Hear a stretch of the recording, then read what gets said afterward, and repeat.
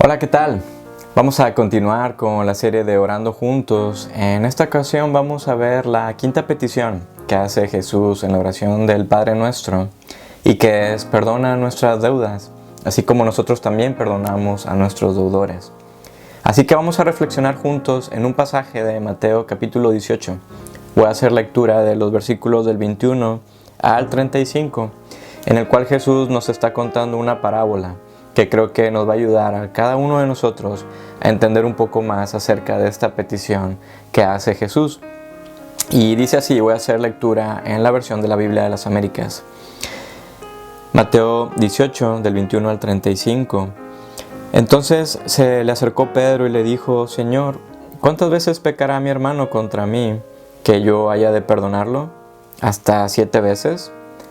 Jesús le dijo: no te digo hasta 7 veces, sino hasta 70 veces 7. Por eso el reino de los cielos puede compararse a cierto rey que quiso ajustar cuentas con sus siervos. Y al comenzar a ajustarlas, le fue presentado uno que le debía 10,000 talentos. Pero no teniendo él con qué pagar, su señor ordenó que lo vendieran junto con su mujer e hijos y todo cuanto poseía, y que se le pagara la deuda. Entonces el siervo cayó postrado ante él diciendo: ten paciencia conmigo y todo te lo pagaré. Y el señor de aquel siervo tuvo compasión y lo soltó y le perdonó la deuda. Pero al salir aquel siervo encontró a uno de sus consiervos que le debía 100 denarios y echándole mano lo ahogaba diciendo: paga lo que debes. Entonces su consiervo, cayendo a sus pies, le suplicaba diciendo: ten paciencia conmigo y te pagaré. Sin embargo, él no quiso, sino que fue y lo echó en la cárcel hasta que pagara lo que debía. Así que cuando vieron sus consiervos lo que había pasado, se entristecieron mucho y fueron y contaron a su señor todo lo que había sucedido. Entonces, llamándolo su señor, le dijo: siervo malvado, te perdoné toda aquella deuda porque me suplicaste. ¿No deberías tú también haberte compadecido de tu consiervo, así como yo me compadecí de ti? Y enfurecido su señor lo entregó a los verdugos hasta que pagara todo lo que le debía.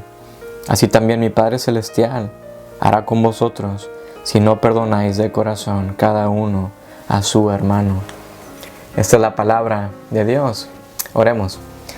Padre, muchas gracias por esta parábola de Jesús, en la cual te pedimos que nos abras nuestros ojos y nuestro entendimiento para entenderlo, y también verlo a la luz de esta petición, en el cual te pedimos que perdones nuestras deudas, que tú nos muestres cuáles son esas deudas, porque tenemos que confesar y pedir perdón a ti, Señor. Ayúdanos a entender todas estas cosas y que esto traiga transformación a nuestras vidas y a las vidas de los demás. Te lo pedimos en tu nombre. Amén.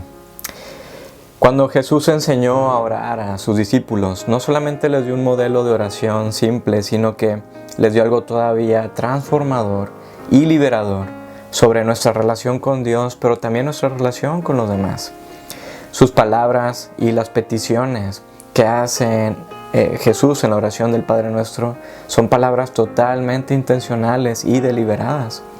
Así que vemos cómo el Padre Nuestro es una oración tan profunda y maravillosa para nuestras vidas.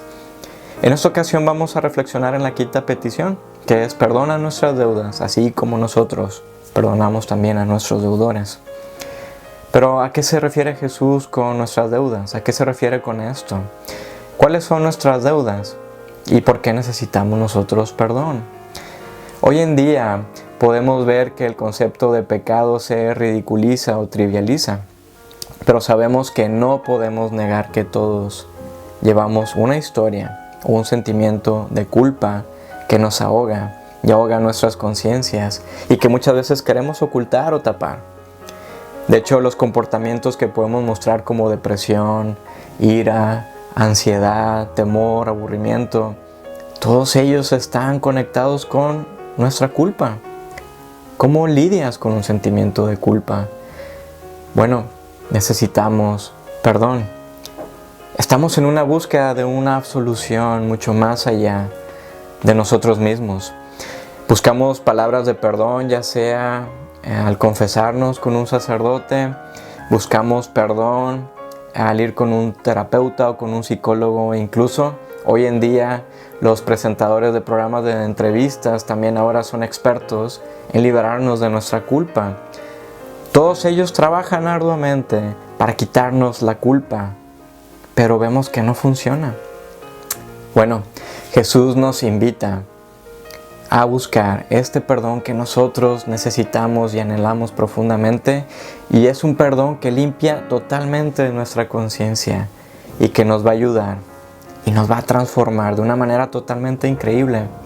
Pero algo todavía maravilloso es que no solamente nosotros seremos transformados, sino que el poder del perdón transformará nuestras relaciones, nuestras familias, nuestras comunidades. Vemos que el perdón de Dios trae una sanidad que es de un impacto totalmente irresistible. Pero para obtener este perdón, necesitamos saber 3 cosas importantes. Número 1, reconocer el grado de nuestra deuda. Número 2, ver el perdón que necesitamos. Y número 3, obtener la libertad tan anhelada. Vemos cómo esta parábola de Jesús nos va a ayudar a entender estas 3 cosas interesantes. Entonces, ¿cuál es el grado de nuestra deuda? Para poner en contexto esta parábola de Jesús, encontramos en Mateo 18 que los discípulos de Jesús se acercaron a Él y le dijeron: Maestro, ¿quién va a ser el mayor en el reino de los cielos? Y Jesús les responde que todas las ideas que ellos tienen sobre el reino que Él está por ignorar están totalmente equivocadas. En su discurso, Jesús les está instruyendo a sus discípulos sobre el tipo de vida comunitaria que va a caracterizar sus relaciones entre sí, pero también con el mundo en general. Vemos que el reino de Dios, el reino que está ignorando, es un reino donde va a abundar una relación de amor, de gracia y de perdón.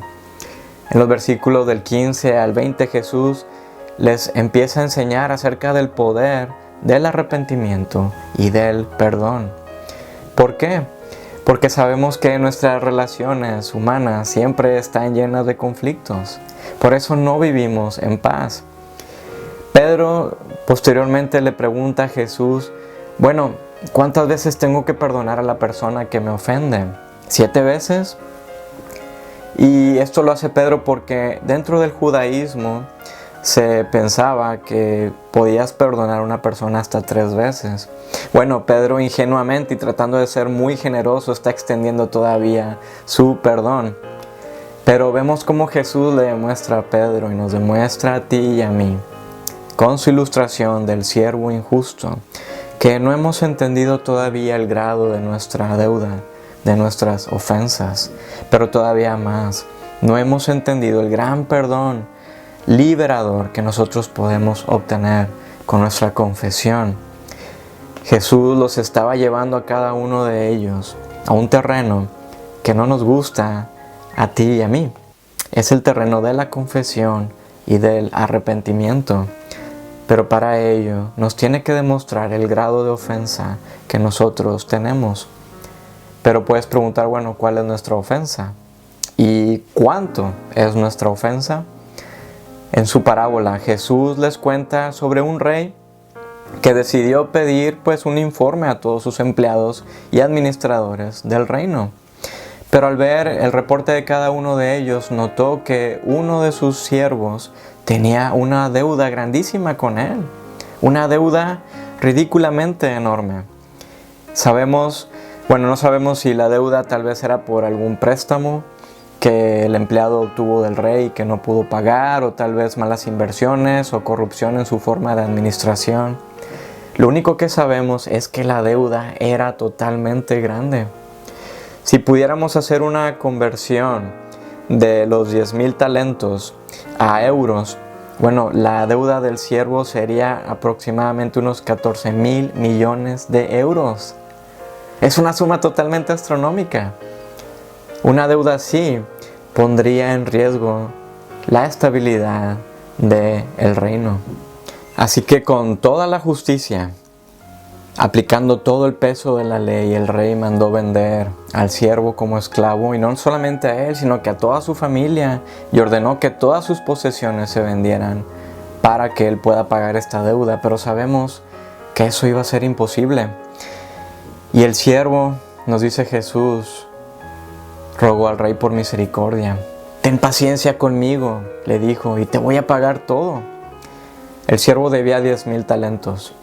Tan solamente un talento equivalía a un salario de 20 años de trabajo. Así que realmente el siervo no tenía manera de cómo pagar su deuda. Nunca lo iba a poder hacer. Él estaba ante la justicia del rey, implorando clemencia y misericordia. Pero en un giro inesperado en la historia, nos dice Jesús que el rey fue movido a compasión. Mandó soltar al siervo y le perdonó toda la deuda. Toda la deuda, hasta el último centavo. Esto significaba que el rey estaba absorbiendo todo el daño y perdonó de una manera totalmente asombrosa y extravagante a este siervo. ¡Qué maravilla! ¡Qué gran perdón! Jesús le está diciendo a Pedro y nos dice a nosotros: Pedro, todavía no has entendido el concepto del perdón. No has entendido el concepto del amor y del arrepentimiento. No se trata de cuánto es nuestro límite de perdonar a otros. Se trata de reconocer primeramente el grado de culpabilidad que tenéis. Vosotros sois culpables de un agravio mucho mayor. Tenéis un peso cósmico de culpa. Y podemos responder a Jesús: bueno, ¿culpa? Esos son pensamientos retrógradas, son el reflejo de una cultura totalmente opresiva. Pero sabemos, en el fondo, que luchamos por no sentirnos culpables.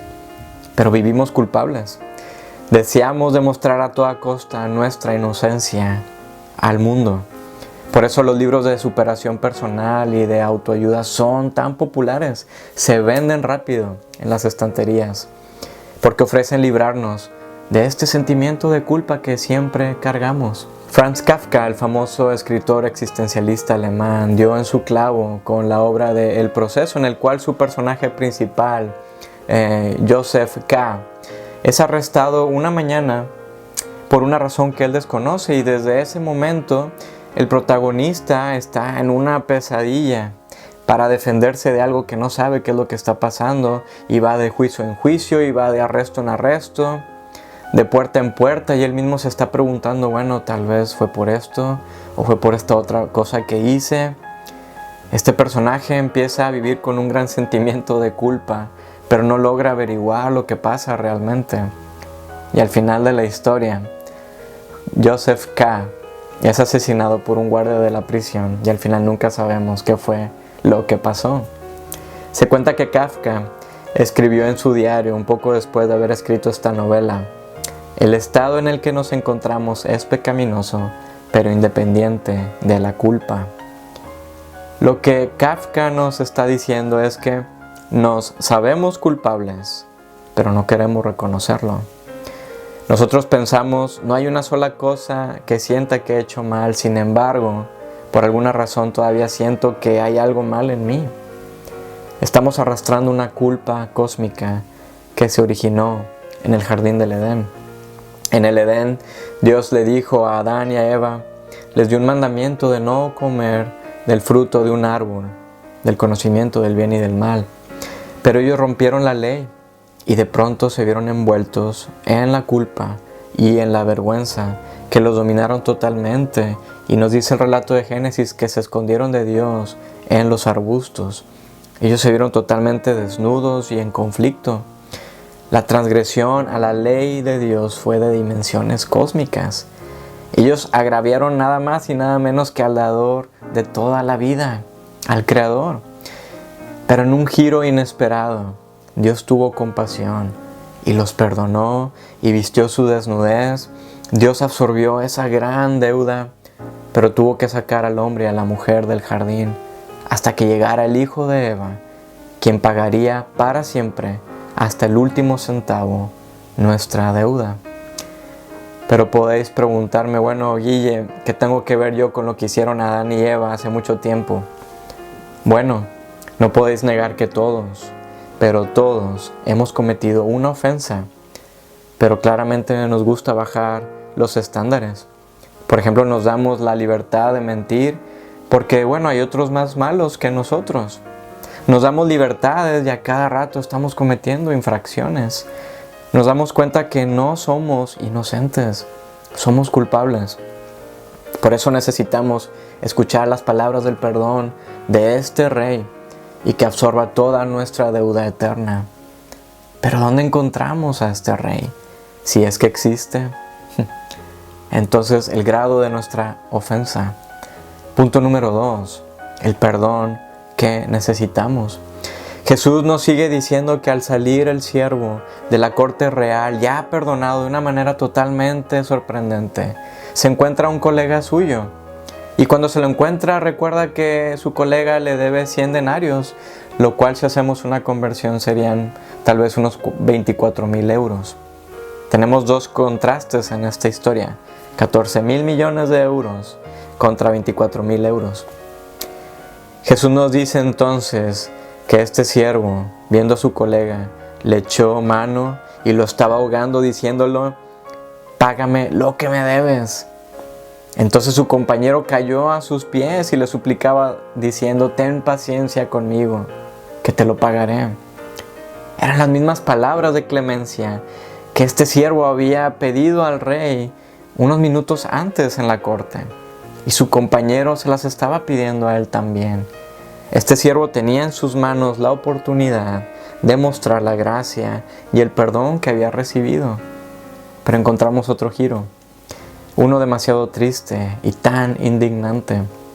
El siervo que había sido perdonado, que se le había mostrado una compasión y misericordia sin igual, mostró una maldad despiadada e implacable hacia su compañero, quien le debía unos cuantos euros. Podemos imaginar tal vez la rabia de los discípulos al estar escuchando esta historia. Había una total injusticia, pero lo más triste es que ese siervo somos nosotros, es nuestro reflejo. Nosotros somos implacables, nosotros somos vengativos. Necesitamos por eso entender el gran perdón de Dios, pero necesitamos confesión y necesitamos de arrepentimiento de nuestro pecado. De las historias relacionadas a uno de los más grandes teólogos y padre de la iglesia del siglo IV, San Agustín, hay una que destaca grandemente en su libro de Confesiones. Y en esta historia Agustín está contando una experiencia al robar peras de un peral de un vecino cuando él era un adolescente. Y tal vez para nosotros esta historia puede sonar bastante simple, una sencilla indiscreción juvenil. Sin embargo, esta historia ha sido adoptada y adaptada a través de los siglos y recitada cada vez por científicos sociales y por los filósofos y también por poetas cuando abordan el tema de la culpa o la desobediencia. El gran poeta británico Winston Hugh Auden señaló a esta historia de Agustín como evidencia de que San Agustín tal vez fue el primer psicólogo real. Y San Agustín nos confiesa su historia, y os la cuento. Y él dice: ciertamente, Señor, que tu ley castiga el robo, ley de tal modo escrita en el corazón de los hombres, que ni la misma maldad puede borrar. ¿Qué ladrón hay que sufra con paciencia a otro ladrón? Ni aun el rico tolera esto, al que es forzado por la indigencia. También yo quise cometer un robo, y lo cometí, no forzado por la necesidad, sino por penuria y fastidio de justicia y abundancia de maldad, pues robé aquello que tenía en abundancia, y mucho mejor. Ni era el gozar de aquello lo que yo apetecía en el robo, sino el mismo crimen y pecado. Había un peral en las inmediaciones de nuestro campo cargado de peras, que ni por el aspecto ni por el sabor tenía nada de tentadoras. Por la noche nos encaminamos al peral con ánimo de sacudirlo yo y unos cuantos muchachos, y llevamos de él grandes cargas, pero no para nosotros, sino más bien para tener que echárselas a los puercos, aunque comimos algunas, siendo nuestro deleite hacer aquello que nos placía por el hecho mismo de que nos estaba prohibido. Horrible era, y yo lo amé. Amé el perecer, amé mi defecto, no aquello por lo que faltaba, sino mi mismo defecto. Oh torpe alma mía, que saltando fuera de tu base ibas al exterminio, no buscando algo en la vergüenza, sino la vergüenza misma. Podemos pensar, bueno, Agustín está haciendo una montaña de algo tan insignificante que está invadido por un sentimiento de culpa. Pero este es el problema, cuando nosotros trivializamos nuestro pecado. Vemos cómo Agustín comienza desde un lugar de maravilla y fascinación, un asombro que muchos de nosotros compartimos como él, pero de pronto, en un chasquido, entramos al reino del pecado puro. Este es el pecado que disfruta lo que es prohibido, pero al final terminamos tan humillados, terminamos lastimados, pero también terminamos ofendiendo a otros. Sin embargo, donde Agustín tiene éxito, y aquí es donde vamos encontrando respuesta y libertad, es que él no se resuelve en su culpa, no descansa en la vergüenza que siente y el odio a sí mismo, sino más bien, San Agustín resuelve buscar perdón en Dios a través del arrepentimiento. Cuando Jesús cuenta la parábola del siervo malvado, podemos ver el carácter tan misericordioso del rey. Porque cuando el siervo cae de rodillas suplicando clemencia, el rey fue movido a misericordia. Tuvo una compasión fuera de serie. ¿Cuántas veces tendría que ofender este siervo a este rey para que pudiera ser finalmente castigado? Hasta 3 veces o 7 veces. Encontramos que el perdón fue infinito. Pero el rey también está cargando un sufrimiento en ofrecer él el perdón. Él sigue con esa deuda tan abismal que su siervo le había dejado. Pero, ¿qué pasó cuando se dio cuenta de que este siervo no mostró la misma compasión y perdón a su compañero, a su colega? El rey, cuando se dio cuenta de esto, se dio cuenta de que el siervo nunca estuvo arrepentido. Sí, tuvo un alivio al ser perdonado, pero no fue movido a un arrepentimiento por el daño tan grave que había ocasionado. En ningún momento este siervo volvió en sí y vio lo horrible de su situación y pidió perdón por no abrazar la misericordia de este rey, por no abrazar su compasión. Jesús con esta historia nos está invitando a acercarnos al verdadero rey que ofrece el verdadero perdón que nuestra alma necesita. Ese perdón que nosotros anhelamos escuchar. En su oración, Jesús nos invita a acercarnos a nuestro Padre y decirle: Papá, perdona mi ofensa ante ti, la cual es astronómica. No tengo con qué pagar mi deuda. Perdona mi agravio que cometo constantemente contra ti y que cometo constantemente contra otros. Necesito tu perdón para poder perdonar a los que me han ofendido. Trae tu verdadera sanidad en medio de mi culpa. El perdón de Dios es totalmente transformador.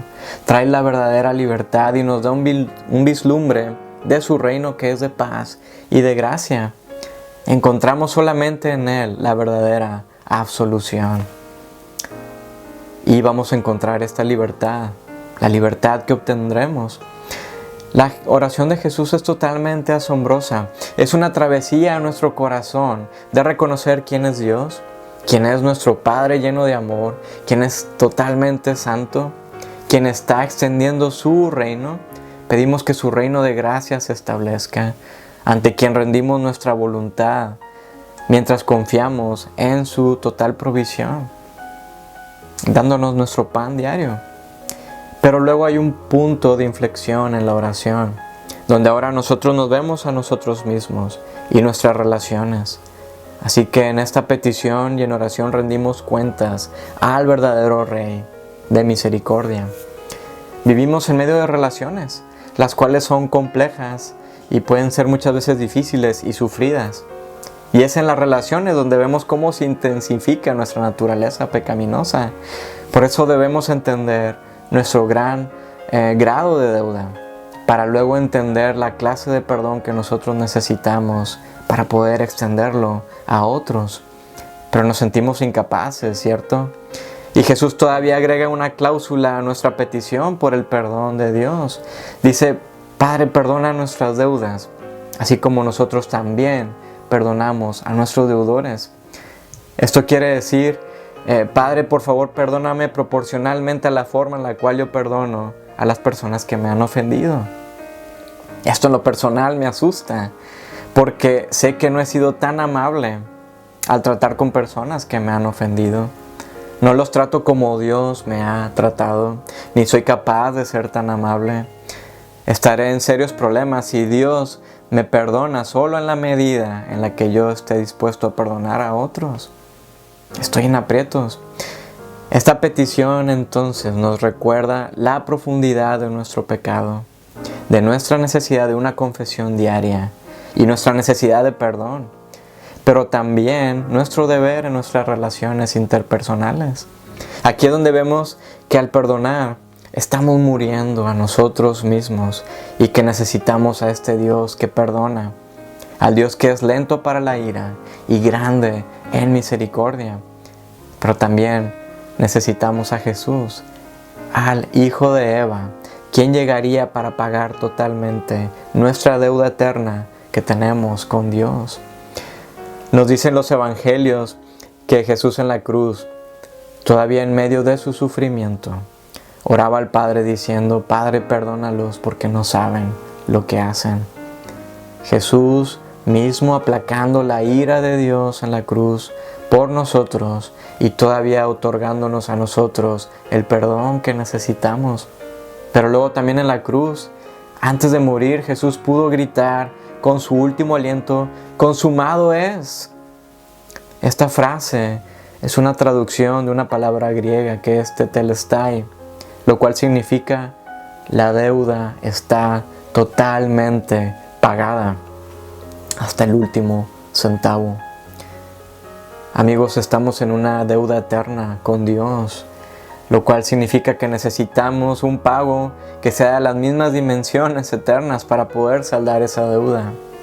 Y Jesús, Dios hombre, el Dios eterno, el príncipe de paz, vino a nosotros para morir por nosotros en la cruz y pagar totalmente esa deuda. Esta gran verdad es una gran libertad y un gran gozo que nos va a ayudar en nuestra continua relación con Dios, nuestro Padre, y va a traer también una sanidad en nuestras relaciones con los demás. Dice el apóstol Juan en su carta que si confesamos nuestros pecados, Él es fiel y justo para no solamente perdonarnos, sino que también limpiarnos de toda nuestra maldad. Qué gran liberación tan emocional y psicológica y espiritual obtenemos en Jesús. Esto no solamente es un alivio pasajero, sino que es una gran contundencia que nos anima a vivir de una manera totalmente transformada. ¿Podéis imaginar cómo sería una sociedad en la cual se vive el perdón y el amor de una manera totalmente constante? Sería una sociedad que tiene personas con vidas de influencia irresistible, personas transformadas. Por eso el Evangelio de Jesús nos maravilla y nos asombra. Jesús nos enseñó a orar por el perdón como parte de nuestra comunión íntima y continua con Dios. Necesitamos un nuevo entendimiento. Necesitamos una nueva experiencia de su gracia y de su perdón todos los días. Porque sin esa gracia y sin ese perdón, no creo que se pueda vivir en este mundo por otros 60 segundos. Esto es algo que todos necesitamos desesperadamente y solo tenemos que pedirlo en oración a nuestro Padre que nos ama. Padre nuestro que estás en los cielos, perdona nuestras ofensas hacia ti. Ayúdanos y transfórmanos. Ayúdanos también a mostrar amor y perdón a aquellos que nos ofendan y que podamos mostrar en el poder de tu perdón tu amor fuera de serie que trae sanidad a nuestras vidas y a nuestras relaciones. Amén. Preguntas de reflexión. ¿Por qué no nos gusta reconocer nuestras culpas? ¿Qué relaciones están lastimadas por nuestra incapacidad de perdonar? ¿Por qué la cruz de Jesús nos ayuda a entender el poder del perdón?